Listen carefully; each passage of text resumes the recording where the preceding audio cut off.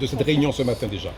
Oui, c'est ça. Je voudrais présenter un petit peu les résultats de la conférence. Pour dire d'abord que c'était la conférence de coopération régionale anti-Guyane. C'est la 16e.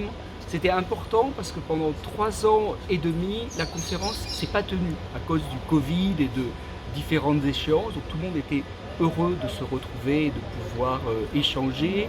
Il y a eu 4 sessions de travail extrêmement riches. Et je voudrais dire que c'est une conférence qui est sous le patronage du ministre chargé des Outre-mer et qui associe les élus, les parlementaires, donc les préfets, les ambassadeurs de France dans la région qui étaient là et en général les acteurs publics et les acteurs privés de la coopération. Alors moi ce que je vois comme résultat, il y aura un document qui va être produit avec des recommandations opérationnelles, mais à chaque session, on a avancé sur les sujets et sur notre coordination de la coopération régionale.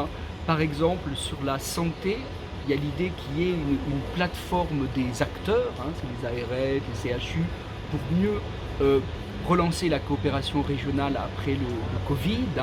Ça passe par des accords, mais ça passe par beaucoup d'actions différentes.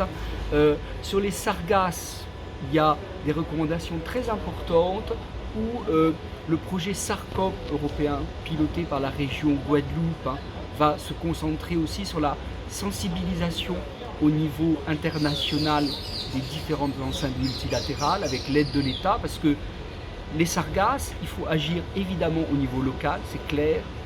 Il faut agir avec les partenaires caribéens, c'est la région, mais maintenant on va lancer des actions dans les enceintes multilatérales au niveau global, parce que c'est un sujet majeur et il faut le faire maintenant.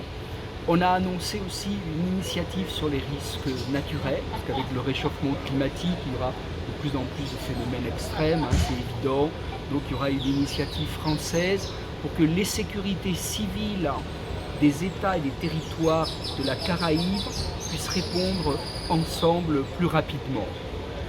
Sur la mobilité des jeunes, il y a eu les discussions sur la notion d'Erasmus régional, avec l'idée en particulier qu'il fallait mieux utiliser Erasmus+, qui est le programme de l'Union européenne que vous connaissez, pour que les jeunes puissent aller en mobilité dans la région, et ça vaut aussi dans les deux sens, pour Erasmus+.